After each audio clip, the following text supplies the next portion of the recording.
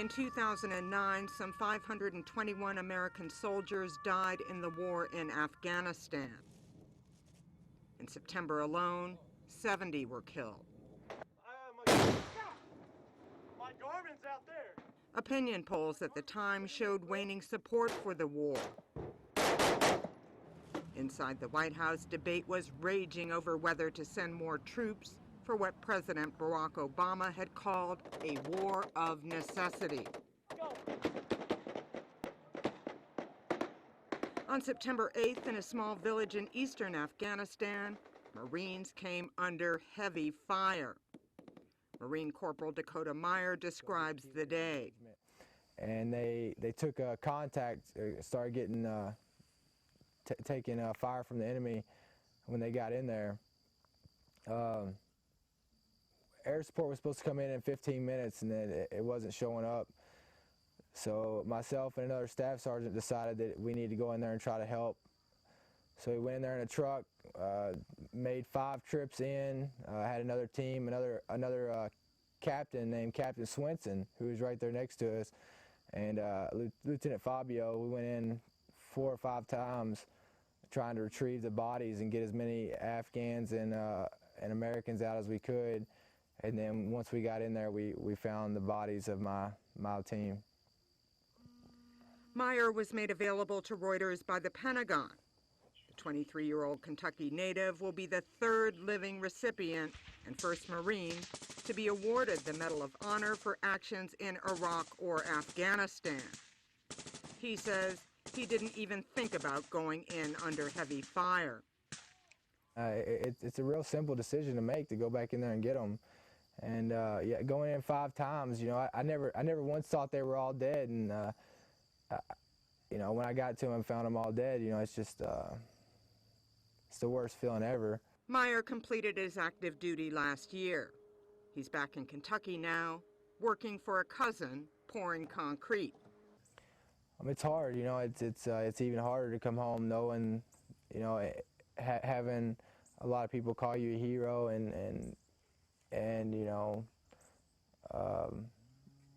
getting recognized for something you feel like you're a failure for in the worst day of your life. He says the Medal of Honor is more about the Marines than himself. Well, it's a great honor to get it. You know, I don't feel like it's for me. It's a great recognition for the Marine Corps, for the Marines that died that day, for the Marines that have gave their life, gave the ultimate sacrifice. The Medal of Honor is the highest military decoration awarded by the United States government. He is the first living Marine to receive the honor since the Vietnam War. The official ceremony will be held at the White House on September 15th. Deborah Luderback, Reuters. Dakota Meyer is a 23-year-old construction worker living in Greensburg, Kentucky. But he's so much more than that, as you just saw. When he was 18 years old, Dakota joined the U.S. Marine Corps. And today, at 23 years old, Dakota is a veteran of the Afghanistan and the Iraq wars. He is a highly decorated combat vet, and he is also the first living Marine to receive the Medal of Honor for actions taken in the Afghanistan and the Iraq wars. Dakota is an American hero. Over the course of a 6-hour firefight, Dakota would brave enemy fire, defy the orders of his commanders, and go back in not once, not twice, but 5 times to save 13 U.S. soldiers and Marines, and to save 23 Afghans. So 36 people's lives were saved due to the actions of Dakota Meyer. He also would find and bring home the bodies of 4 of his very best friends. But Dakota considers himself a failure. And my question for you tonight is, what problem could Dakota possibly have with considering himself a hero? Do any of you think that what Dakota Meyer did was heroic? Can I see a show of hands? Yeah, I think so too. So I would easily classify him as a hero. How many of you would describe yourselves as heroes? Not one person? Okay, we got a couple over here, a couple of heroes. 3, okay, thank you, all right. I'm not really surprised to not see a large number, show of hands for that question. I kind of thought that was going to be the response. Tonight we're talking about heroes, we're talking about resilience, and we're talking about living your life as a hero. I want to thank again Professor Shangvi for introducing me. I am Dr. Imani Michelle Scott, and I want to thank you for the gift of you listening to me. I am honored and humbled to have this opportunity to share a few thoughts near to my heart with you, and to encourage you to share a few thoughts near to your own heart. I am honored because my students and my peers and my family and my friends, you're here to support me, and I thank you for that. I am honored because one woman who I might call my attorney, she is my BFF, she is my sorority sister, she is my daughter, she is the woman that I want to be like when I grow up. She is the essence of my life. Her name is Danielle Essence Lynch. She is here with me tonight. Thank you so much.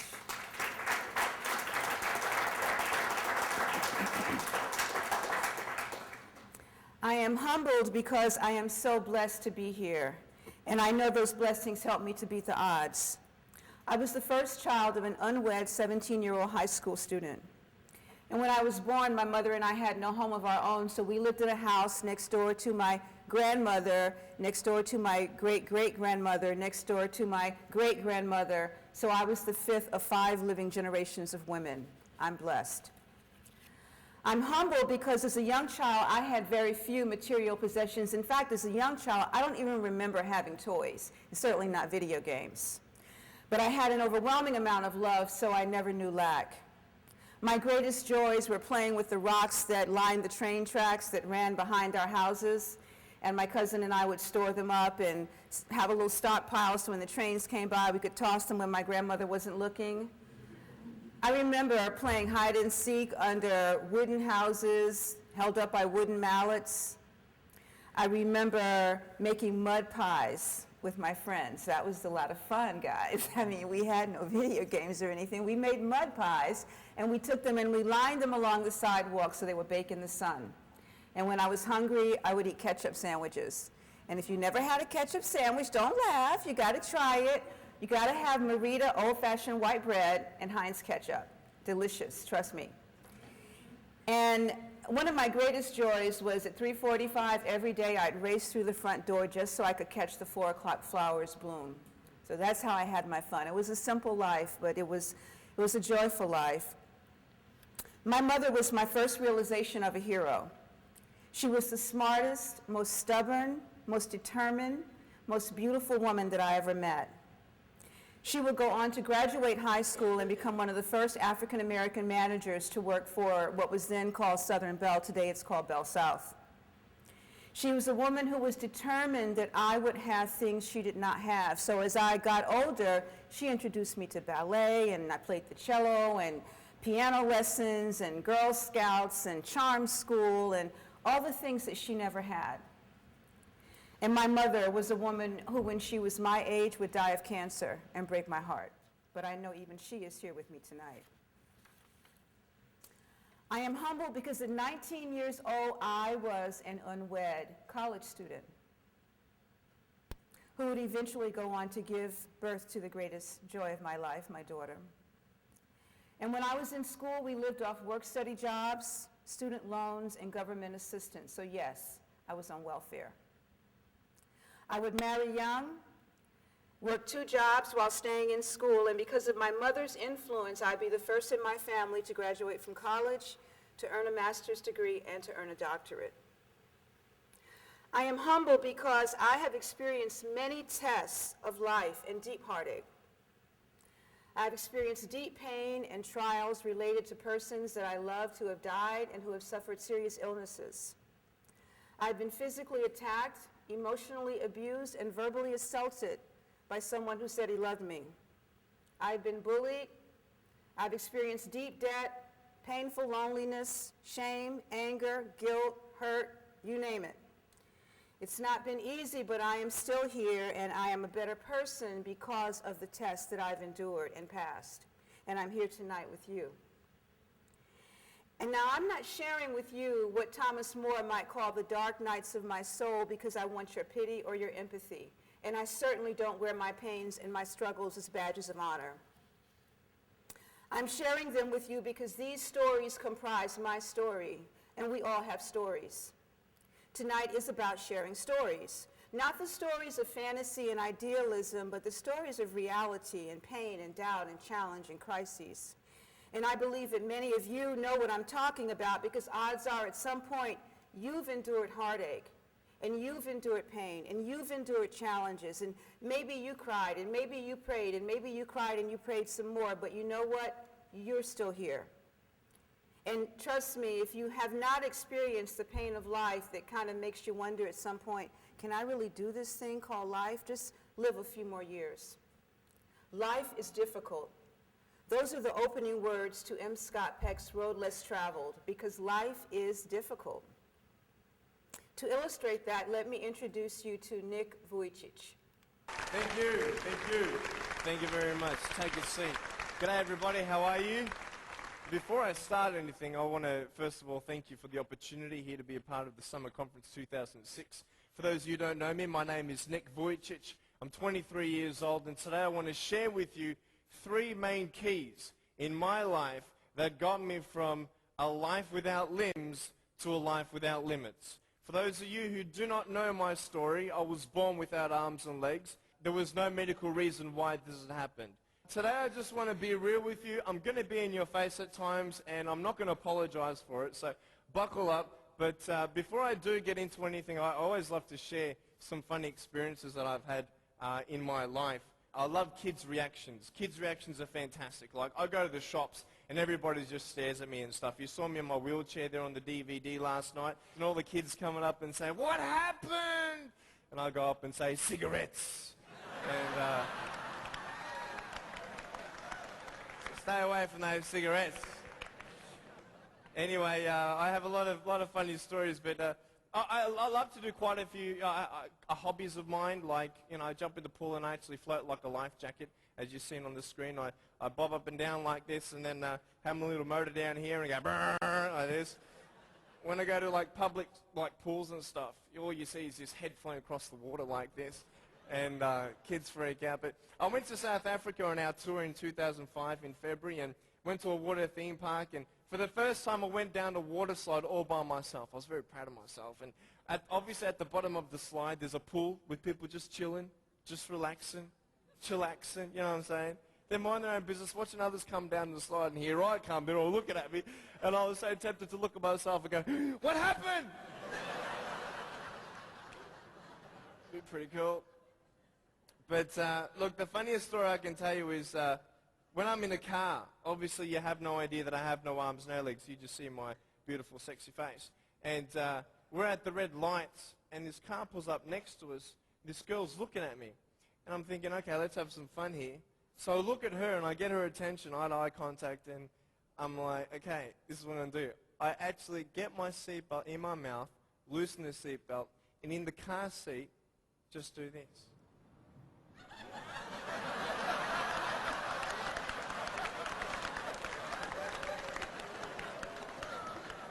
You should have seen her face. She was like, "You're freaking me out, man. Green light, quick, quick." That just gives you some insight into Nick's spirit.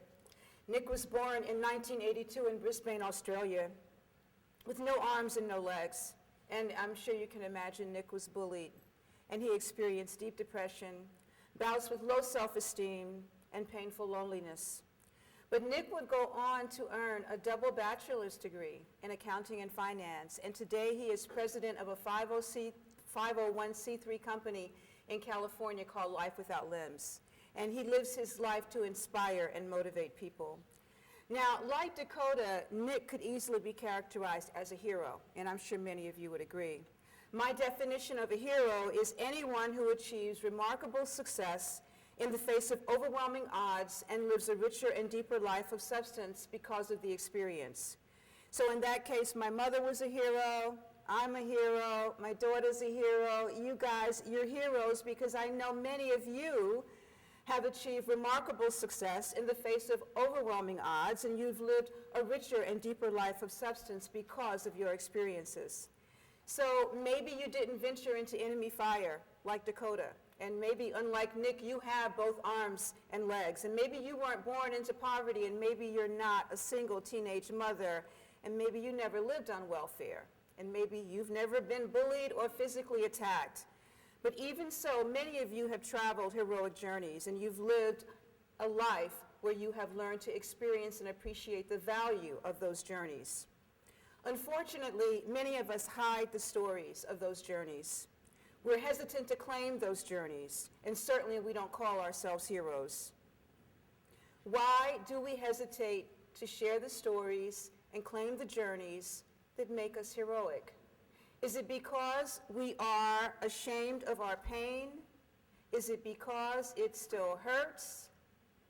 Is it because we feel guilty about our humanness? Is it because we're embarrassed because of the things that we yielded to? Is it because we're afraid of exposing our vulnerability to the world? Is it because we're angry at ourselves and others because of what we endured? And maybe some of us are even angry at God. Is it because we're self-conscious because we know the person that we show the world is not the person we really are on the inside? Is it because we're uncertain that we'll be accepted, so we're afraid we'll be laughed at or scorned or rejected? In the words of Pablo Casals, as quoted in Living Through Personal Crises, the main thing in life is not to be afraid to be human. Or do some of us hesitate to share our stories because it's just the easy way out? Because you see, if I'm not a hero, then I don't have to live up to my expectations. And if you're not a hero and you're just average, then you don't have to live up to your own expectations. And there's certainly no need for you to excel or to be better than your best at anything. And if I'm just average, I can bury my dreams and no one will ever even know I had those dreams. And if you're just average, then there's no need for you to be a leader or to excel. There's no need for you to be smart and courageous or bold because you can just let someone else do that. But what would happen if you decided, or maybe you were forced by life to endure a heroic journey? And what would happen if you decided to share your story with someone? Is it possible that you might find value in your experience? Is it possible that you might help someone else through their experience? Yes, if you share your stories, your hearts will be exposed. But you know, sharing your story might help you to make peace with your experience, and sharing your story might help you to find value in your journey. As I said earlier, tonight is about stories, so listen to me as I relate stories of resilience, and focus with me as we explore a few more stories of conflict, and share with me as I convey stories of transformation about some of your own peers here at SCAD. I have 4 goals this evening. My first one is to encourage you to engage in critical thinking about your life's events and your responses to those events. My second goal is to help you learn how to access internal and external resources to creatively work through life's tests, challenges, and crises. My third goal is to help you understand how your acceptance of and surrender to the journey can enhance your creativity, increase your awareness of personal strength, and transform your understanding of life and reality. And my fourth goal, SCAD students, is to inspire you to share a personal journey of your own for inclusion in a creative resilience project of videos, stories, poems, and artwork being created by SCAD students for SCAD students to inspire them. Now, before I go on and I share with you more about resilience and hero's journey and all that, and it really is important, I want to share with you a few basic foundational beliefs, things that I've learned in life that sort of undergird my thinking about the hero's journey. So first, I believe that too many people try to pursue happiness in life. And I believe that peace of mind is necessary to fully experience happiness, and that without peace, there can be no happiness. Second, I believe that destination is an illusion, and that today, the journey that we have now, this is our reality. In other words, the future is an illusion. The future is not even real. All we really have that's real is what we have right now. And that's why it's so important how we handle what we have right now. I believe that change is the only thing we're guaranteed on in life, and trust me, things will change. I believe that we need to have trust in a higher power, and I call my higher power God, in order to be able to acquire the strength that we need to endure life. I believe there's manufactured pain and there's real pain. And manufactured pain, guys, that's the stuff that we think up. Our worries, our anxieties, our fears, things that aren't even real. And then there's real pain. That's the stuff we feel in here. And once you've experienced real pain, you know the manufactured stuff really doesn't matter. I believe that there's an overwhelming strength in the human spirit, and that all happens as it should, when it should, how it should, based on a higher design.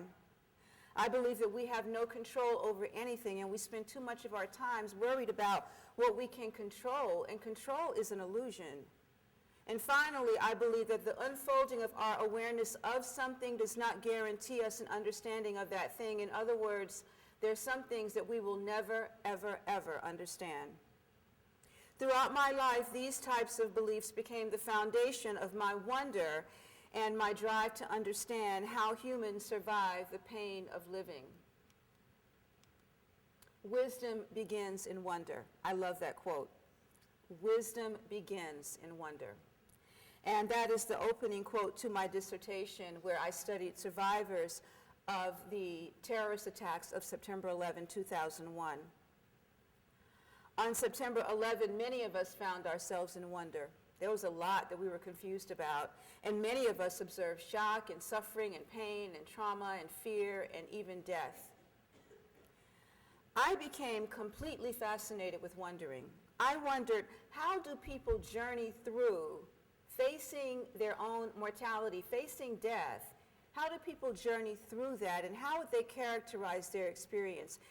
And I wondered, what stories do people tell about living through the storm? When they're in the eye of the storm, what stories could they tell? And I wondered, what is life like after the storm? And why do some people see rainbows and other people, their lives are forever clouded? Mostly I wondered, what is the secret of resilience? And how is it that some people are resilient enough to go through life and come out better because of the journey, and some people never make it through at all?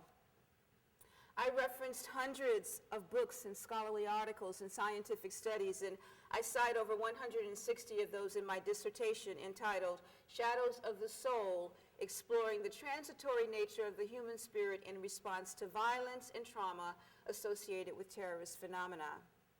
September 11 offered me an opportunity to find some answers, and let me just tell you a little bit about that.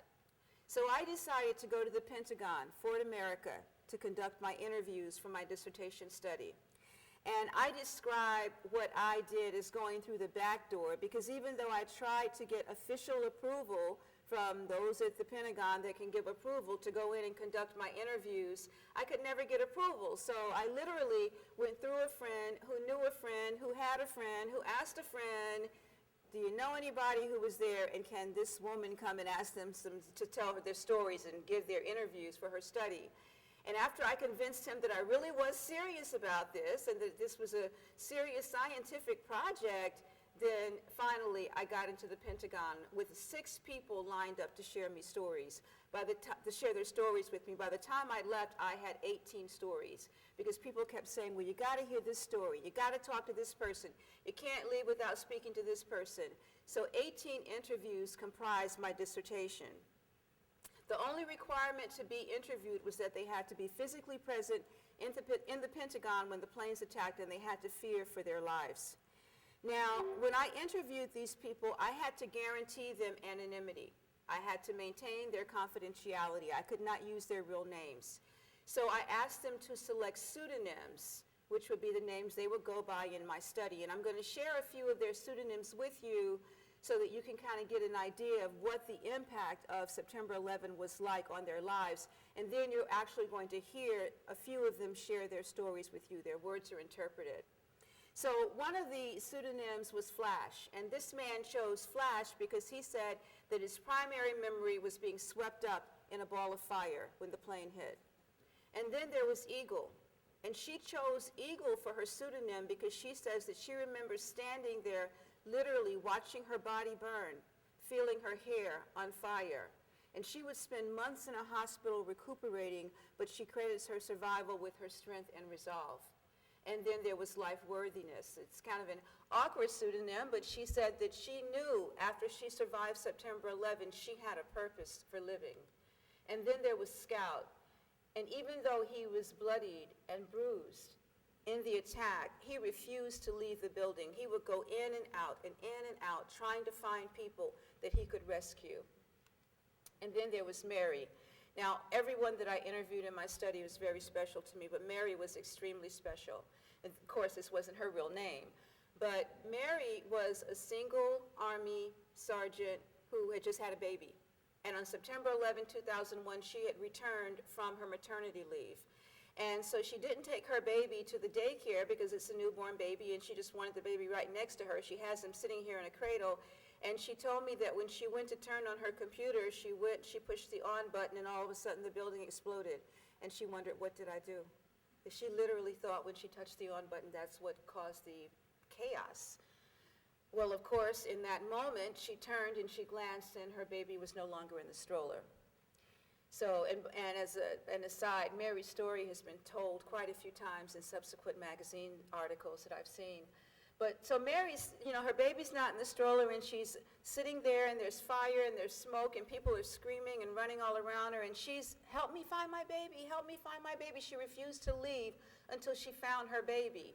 And so she did find her baby, and thankfully she and her baby are fine and alive today, but that's why she chose the pseudonym Mary. And then there's Joshua. And Joshua says his only memory of this event is being outside, laying down on the grass, being okay. He can't remember anything, and he credits the Lord with saving his life. So he chose Joshua as his pseudonym because it means the Lord saves. So let's take a listen to a few of the stories.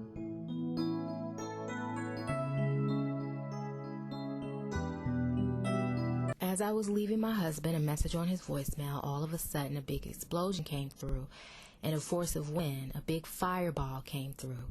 And the next thing I knew, I was on fire. The ceiling was on top of me. My hair and arms were burning, and I just started screaming, oh my God, I'm on fire, I'm on fire. My boss knocked the ceiling off of me so that he could put out the fire that was burning my hair. It was 5 of us that were together, so I told them, if y'all have never prayed before in your life, y'all better pray now. And we sat there in a little huddle and we prayed. And death never came to my mind. I never did think I was going to die. My boss said that he thought he was going to die. He said he just wanted to get up under the table and just crawl under the table because he knew it was going to be cool under there and just die. But I knew I was going to make it out of there because of one thing. I prayed, and I prayed to the Lord. With God, I got through that. He had his angels wrap their arms around me and protected me. They guided me out. I must have been knocked out for a few minutes. I don't even know how long. But I had this sensation of coming to. I was flat on the floor and I couldn't move. I couldn't move my leg. It was pinned to the floor. I bowed my head and said a little prayer, Lord, help me get loose and show me the way out. It was a simple little prayer. I began working on my leg and it just sort of popped loose. And now I could move. I knew I was still alive. Then ahead of me I saw a hole and I said again, Lord, just show me the way out. I crawled through the debris like a rat in a maze. There was no way of getting out. Crawling on the floor to stay away from the smoke. I climbed and I dropped down in another area on my stomach and just started crawling again. And then I'd come to another wall and do the same thing. I just started moving away from the heat. I was just sort of stunned and numb. There was no pain in my body.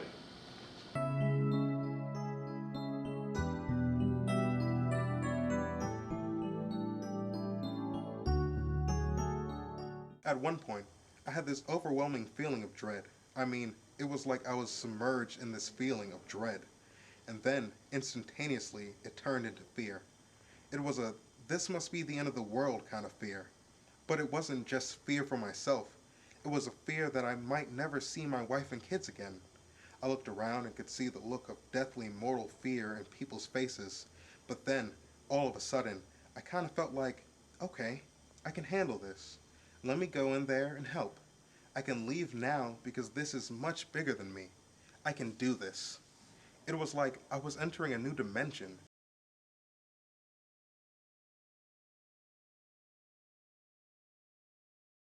Through intensive interviewing, storytelling, and analysis called coding, it's the detailed, tedious analysis that you have to go through. I learned and documented an overwhelming amount of material regarding the strength of the human spirit and our ability to survive in the face of fear and pain and uncertainty and doubt and even death. I learned certainly more than I can share with you this evening. My research verified, though, that survival is a journey.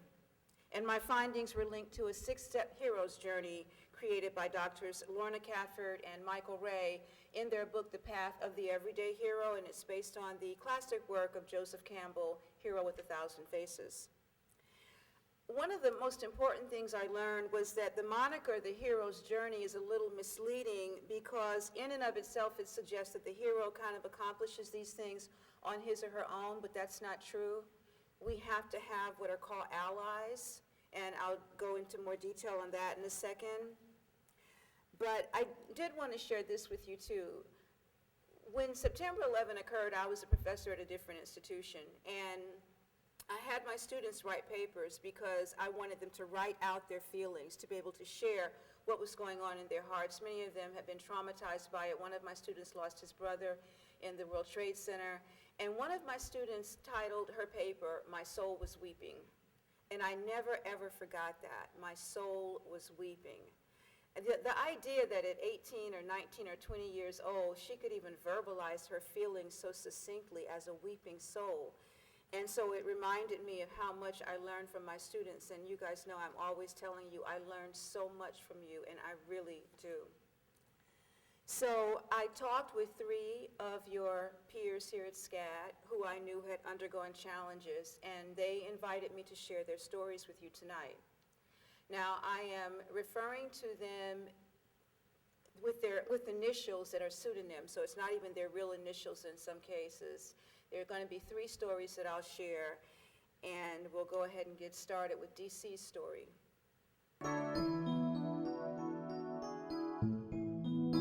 So in his early teens, DC called himself an ordinary student. He had no issues and life was great.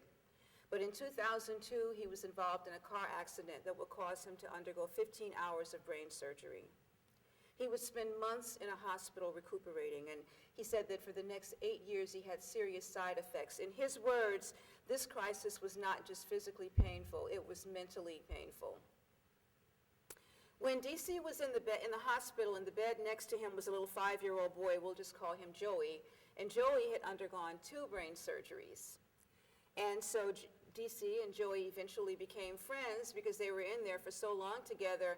And one day DC heard the surgeon trying to explain to Joey exactly what was going on and why he had to endure a 3rd brain surgery and about the medication he had to take. And DC said that Joey just looked up at the surgeon and said, "Well, have you ever been as sick as I am?" And the surgeon was dumbfounded because no, he had never endured brain surgery, and he was just speaking from a theoretical perspective. So DC said he learned that day, until you go through the journey yourself, until you experience it yourself, you can't tell anybody else what they're feeling and what they're going through. Today, he still endures debilitating headaches. He says they're not normal headaches. He has to take tranquilizers just to deal with the headaches that he has. But he's a successful SCAD student who impressed me so much. He was in one of my public speaking classes, and I never, ever forgot him. He said that if he had one thing that he would share with you this evening, he would tell you to never give up, because if he can do it, and he can endure those kind of brain surgery and go through that trauma, that you can do whatever it is that you have to do. And then there's the story of JT.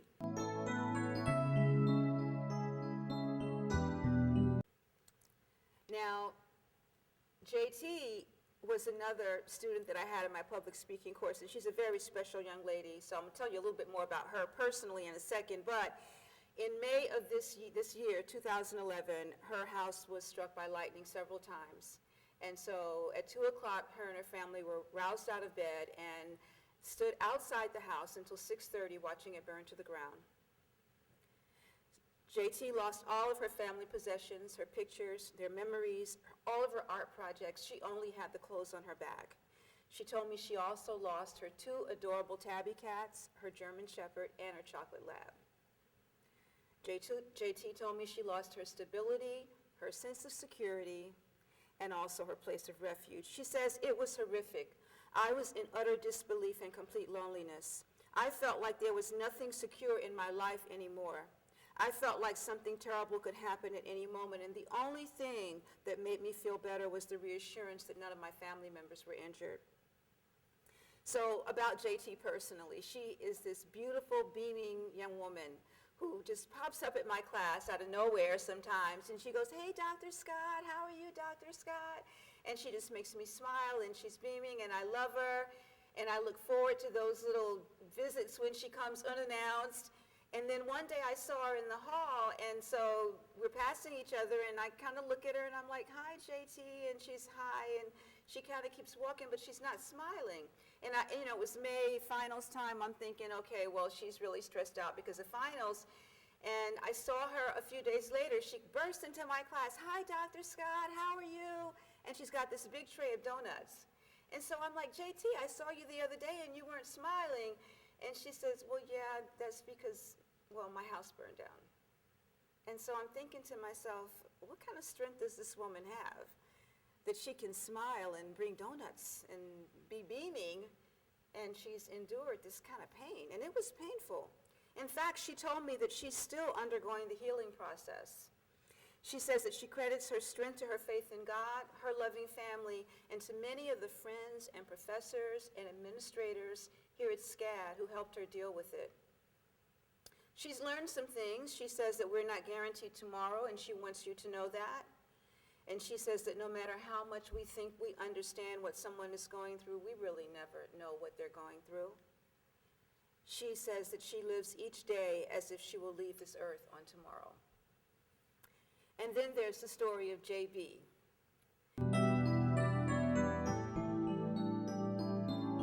So I knew JB when he was a younger kid, and I didn't know all this stuff about him, but interesting young guy.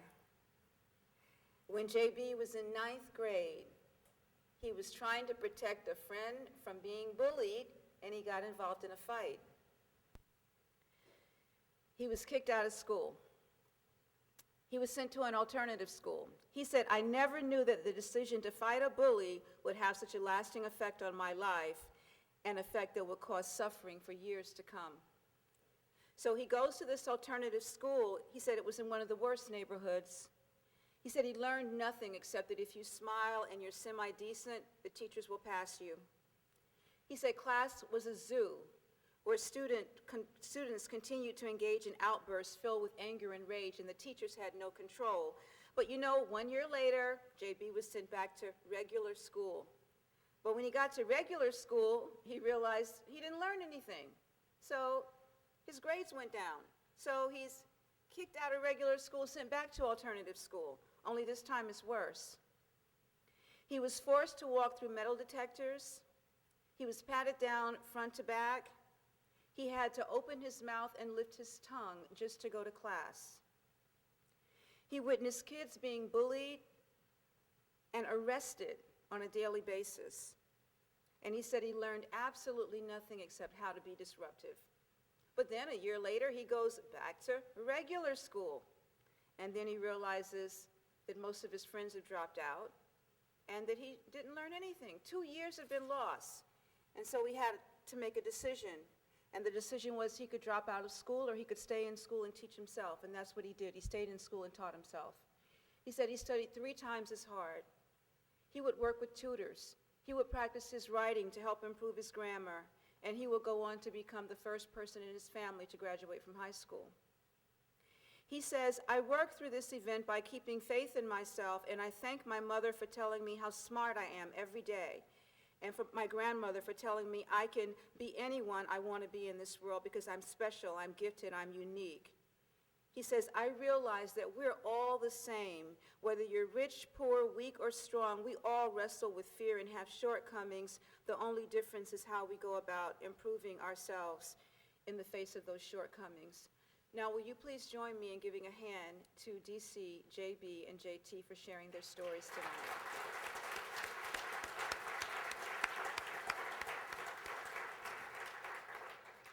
Thank you. So a hero is not defined by the journey, but by the transformation and the celebration. The six-step hero's journey begins with innocence. So one day, you're just minding your own business, going about your life, thinking today is going to be just like every other day, and then all of a sudden something happens, and you're called to an adventure. In some cases, you get to choose whether or not you want to endure the adventure. In some cases, you have no choice. You just have to deal with it. And then you're actually initiated. And this can be painful. It can be full of suffering. It can be depression. But you have to go through. And fortunately, there are allies to help you go through. Their family, their friends, there's a higher power, their books, their stories, their resources that you can access to help you go through. And then, if you're lucky, you have what's called a breakthrough, guys. Breakthrough is where you know you're transformed, you know you're different, you know you're better because of what you went through. But this can't be forced, and it may not happen in a couple days or a couple weeks or a couple months. It can take years to have a breakthrough. And then you will be able to celebrate and share your story to help someone else along their journey. In 2010, Representative Gabrielle Giffords was shot at point-blank range by a deranged man on a mission to kill. And some of you may have seen this happen. This was last year. Daniel Hernandez was credited with saving the Congresswoman's life. And this is what President Obama had to say about Daniel. Our hearts are full of thanks for that good news, and our hearts are full of gratitude for those who saved others. We are grateful to Daniel Hernandez, a volunteer in Gabby's office. And Daniel, I'm sorry, you may deny it, but we've decided you are a hero because you ran through the chaos to minister to your boss and tended to her wounds and helped keep her alive.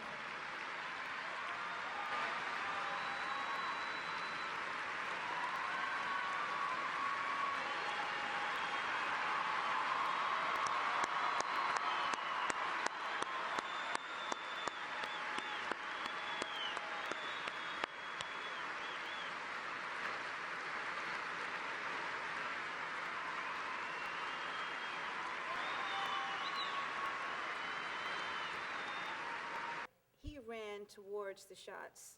Now, how many of you, be honest, would admit you would have run the other way? Probably, yeah, okay, Ian, all right, okay. But Daniel didn't. He ran towards the fire. He ran towards the gunfire, and he ran from person to person to see what their status was, how they were doing, and then he saw his boss, the person he was volunteering for, Gabby Gifford, had been shot in the head, and he immediately ran to her, put his hand over her wound, sat her upright in his lap so that she would not choke on her own blood, and he held her like that until the medics came. And that's how she survived. And he's credited with saving her life. 6 people were killed that day. So when interviewed about his actions, Daniel said, "Of course you're afraid. You just kind of have to do what you can. You just have to be calm and collected. You do no good to anyone if you have a breakdown." Daniel vehemently denies that he was a hero and that what he did that day was heroic. As we conclude this evening, let me say it is a myth that heroes are extraordinary people of steel, wonder, and might with secret powers. Most people are everyday heroes, and we all live heroic journeys. At the beginning of this evening, I asked, why doesn't Dakota Myers see himself as a hero? And how could he possibly see himself as a failure? Well, I'm thinking that maybe Dakota hasn't had his breakthrough. Remember the step? Maybe he hasn't had his breakthrough. Maybe some of you haven't had your breakthrough, and that's why you cannot see what you've gone through in life as being heroic. But we need heroes, and we need to accept and share stories of our heroic journeys. We need to tell others how we walked away a bigger and a better person because our tests, challenges, and crises made us stronger. If you do this, you will see that you will learn lessons from your struggles, you will view your experiences as simply part of a journey, and you will view your pain as an opportunity to feed something bigger than you or I can even imagine. Your experiences of triumph can be shared with others to encourage and inspire them. We all have the capacity to be defined as a hero. Don't forget that. What you go through, what you survive, can put you on the other side so that you can help others. So I invite you to share a personal journey of your own for inclusion in the Creative Resilience Project that I mentioned earlier. This project is being designed to include videos, stories, poems, and artwork by SCAD students to inspire SCAD students. I've been working on this project for over a year now with Dr. Stephanie Batkos and Trina Brown. Our email addresses are up here if you'd like to write them down and email us to learn more information. I'd be happy to have you involved. And if you're one of those people and you're sitting there and you're thinking, yeah, I've been through something and I'm just not ready to share, I would be more than happy to share with you articles, books, some of the allies that I found to help me along my journey. And I will close with this quote. It really inspires me, and I hope it inspires you. Eleanor Roosevelt said, "You gain strength, courage, and confidence by every experience in which you really stop to look fear in the face. You're able to say to yourself, I have lived through this horror. I can take the next thing that comes along. You must do the thing you think you cannot do." Thank you. Thank you, guys. Thank you so much.